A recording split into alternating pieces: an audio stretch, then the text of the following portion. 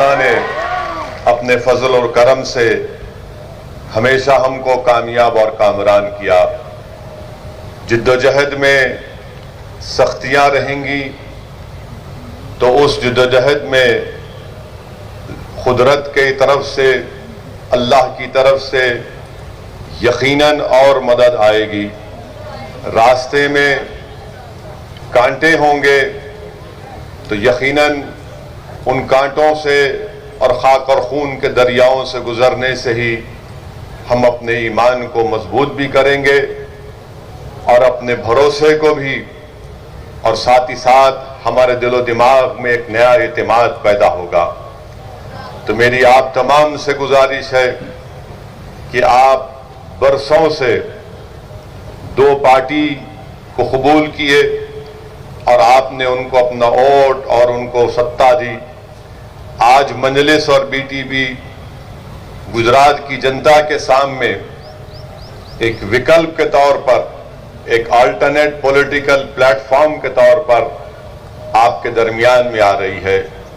इसीलिए मैं आपसे अपील कर रहा हूं, गुजरात की आवाम से अपील कर रहा हूं, मैं खास तौर से आदिवासी भाइयों और बहनों से, हमारे मुसलमान भाइयों और बहनों से, हमारे दलित भाई और बहनों से, और खास तौर से हमारे ओबीसी भाई और बहनों से अपील कर रहा हूं कि आप इस विकल्प की सरपरस्ती करिए, इसकी आप तायीद करिए। ये एक जो पौधा हम गुजरात में लगा रहे हैं, ये सिर्फ इलेक्शन की हद तक नहीं है। सिर्फ इलेक्शन में कामयाबियां हासिल करने का हमारा मकसद सिर्फ नहीं है, बल्कि मकसद ये है कि यहाँ की गरीब आवाम को इंसाफ मिल सके, यहाँ के आदिवासियों को उनकी जमीनें उनसे ना छीनी जाए, किसी दलित और मुसलमान को किसी हुकूमत उन पर नाजायज जुल्म ना कर सके। और पूरी लड़ाई का मकसद ये है कि जो बाबा साहिब अम्बेडकर का बना हुआ संविधान है, जिस संविधान ने हम तमाम को हुकूक दिए, राइट्स दिए, उन राइट्स को हासिल किया जाए। और मैं आपसे ये बताने आया हूं कि याद रखिए, हमारे मुल्क भारत की जमहूरियत की तल्ख हकीकत ये है कि अगर आप ये चाहते हैं कि आपसे इंसाफ मिले, अगर कोई आदिवासी चाहता है कि शेड्यूल 5 का इंप्लीमेंटेशन हो, अगर कोई मुसलमान ये चाहता है कि मुझे गैर जरूरी किसी झूठे इल्जाम में जेल में डालकर मेरी जवानी को सड़ा ना दिया जाए, अगर कोई दलित भाई हमारा ये चाहता है कि मुझे नक्सलाइट कहकर जेल में ना डाल दिया जाए, बल्कि बाबा साहेब अम्बेडकर के संविधान के तहत मुझे अपना हक मिले, तो याद रखो, सिर्फ नारे लगाने से, सिर्फ आंसू बहाने से, सिर्फ घुटन की जिंदगी गुजारने से, या घर के दरवाजे और तनबियों को बंद करने से कोई आसमान से उतर कर या जमीन से निकलकर तुमको तुम्हारा हक नहीं देगा। भारत का संविधान आपसे ये कहता है कि अगर तुम हिम्मत वाले हो, अगर तुम्हारे सीनों में एक धड़कता हुआ दिल है, अगर तुम सिवाय अल्लाह के किसी से नहीं डरते, तो जमहूरियत में सालों सिर्फ वोट डालने वाले मत बनो, वोट हासिल करना भी अपना मकसद बनाओ। जिस दिन आप अपना वोट हासिल करेंगे, जब ये तमाम वंचित समाज अपना वोट हासिल करेंगे, तब जाकर हम बाबा साहिब अम्बेडकर ने संविधान में जिन 4 बातों का जिक्र किया था, जिसमें बाबा साहिब अम्बेडकर ने कहा था कि मैं तो संविधान बना चुका हूं, और बाबा साहिब अम्बेडकर ने कहा कि अब ये आदिवासियों पर, मुसलमानों पर, दलितों पर, ओबीसीयों पर मुनहसिर है कि अगर वो अपने ख्वाबों को पूरा करना चाहती है तो तुमको जरूरी है कि मैं तुमको वोट डालने का हक भी दे रहा हूं और वोट हासिल करने का भी हक दे रहा हूं। भारत का संविधान, जो हमारे संविधान बनाने वालों ने हमसे क्या कहा कि अगर तुम लिबर्टी हासिल करना चाहते हो, आजादी हासिल करना चाहते हो, अगर तुम इक्वालिटी हासिल करना चाहते हो, मसावात हासिल करना चाहते हो, अगर तुम जस्टिस हासिल करना चाहते हो, इंसाफ, अगर तुम फ्रेटर्निटी हासिल करना चाहते हो, भाईचारगी, तो याद रखो तुमको अपने मुकद्दर के फैसले खुद करना पड़ेगा। और तुम अपने मुकद्दर के फैसले उस वक्त करोगे जब तुम एक सियासी ताकत बनोगे। तुम सियासी ताकत उस वक्त बनोगे जब तुम अपने वोट से अपने नुमाइंदों को कामयाब करोगे। और कौन तुम्हारे नुमाइंदे होंगे? जो कांग्रेस, बीजेपी और दूसरी पार्टी का नहीं होगा, बल्कि तुम्हारे ही दरमियान से तुम किसी एक दीवाने को या फिर तुम्हारी बहन को तुम जब कामयाब करोगे, वो जब तुम्हारे नुमाइंदे तुम्हारे वोट से कामयाब होकर गुजरात की असेंबली में जाएंगे तो उनकी जबानों पर ना मोदी का खौफ होगा, ना कांग्रेस का खौफ होगा, बल्कि उनकी जबानों पर तुम्हारी नाइंसाफियों की दास्तानें होंगी, उनकी जबानों पर इंसाफ की मुतालबा होगा। यही पैगाम देने के लिए हम आए हैं, यही पैगाम और हमारा मकसद एक ही है। इसीलिए आज हम छोटू भाई वसावा के साथ खड़े होकर उनसे कंधे से कंधा मिलाकर हम ये लड़ाई लड़ना चाहते हैं। मैं आपसे अपील कर रहा हूं कि आप ना सिर्फ इसमें साथ दीजिए बल्कि हमारे लिए दुआ करिए।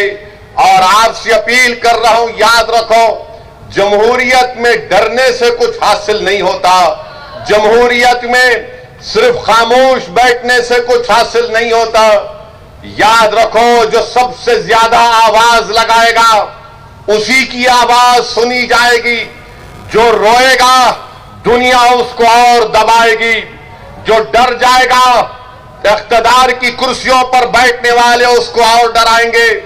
आप मुझसे सवाल करेंगे कि असदुद्दीन ओवैसी तुम क्या कह रहे हो कि जो डराएगा, जो डरता है उसको और डराया जाएगा, जो रोता है उसको और रुलाया जाएगा, और जो सबसे ज्यादा आवाज लगाएगा तो उसकी आवाज को सुना जाएगा। अय भरूच के जियालो, अय भरूच के मेरे शेरों जो तुम आज यहां पर जमा हुए, सुन लो मेरी इस बात को, सुन लो मेरी इस बात को। भारत के किसानों ने नरेंद्र मोदी की नींद को हराम करके रख दिया। वो किसान निकल कर आए, वो किसान निकल कर आए, हजारों की तादाद में निकल कर आए, नारे लगाए, दिल्ली को अपना ट्रैक्टर लेकर आया। तो भारतीय जनता पार्टी जिसके पास 300 एमपी है, आज वो परेशान है, टाई टाई उनकी हो रही है कि कैसे किसानों से मुकाबला किया जाए।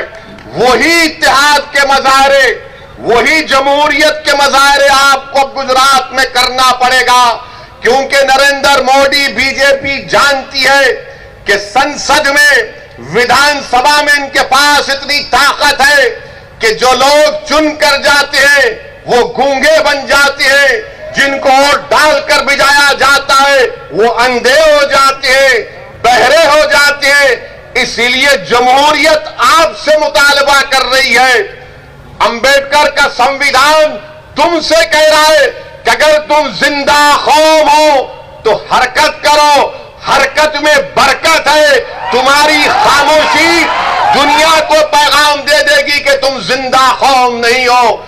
जिंदा कौम का मतलब यह है कि जिंदगी का सबूत देना है। मैं हमारे आदिवासी भाइयों से कहना चाहूंगा कि भारत के संविधान में जयपाल सिंह मुंडा ने जो कुर्बानियां दी हम उनको सलाम करते हैं। यही जयपाल सिंह मुंडा थे जिन्होंने आदिवासियों के लिए शेड्यूल 5 का जिक्र संविधान में किया था। मेरे अजीज दोस्तों और बुजुर्गों, ये हमारी लड़ाई हमारी बका की लड़ाई है। ये हमारी लड़ाई हमारे संविधान को बचाने की लड़ाई है। हमारी लड़ाई इस मुल्क में अमन को मजबूत करने की लड़ाई है। मैं आज के जलसे से उस अजीम आदिवासी constituent assembly debate, constituent assembly के रुकन जयपाल सिंह मुंडा को भी सलाम करता हूं कि इन बुजुर्गों ने हमको, हमारी आने वाली नस्लों के लिए ये सोचकर शेड्यूल 5 का इनकॉर्पोरेशन भारत के संविधान में किया था। मैं आज के जलसे में मोहतरम जनाब अहमद पटेल साहब को भी खराज अकीदत पेश करना चाहूंगा। ये उनकी सरजमीन है, यहीं से अहमद भाई निकलकर दिल्ली गए और कांग्रेस पार्टी के ऊंचाइयों तक पहुंचे। मैं अल्लाह से दुआ करता हूं कि अल्लाह सुब्हानहू व तआला अहमद पटेल साहब की मग़फ़िरत फरमाए, अल्लाह उनकी खबर को नूर से भरे, अल्लाह उनके अफराद खानदान को सब्र जमील अता फरमाए। मैं यकीनन अहमद पटेल साहब से मेरे ताल्लुक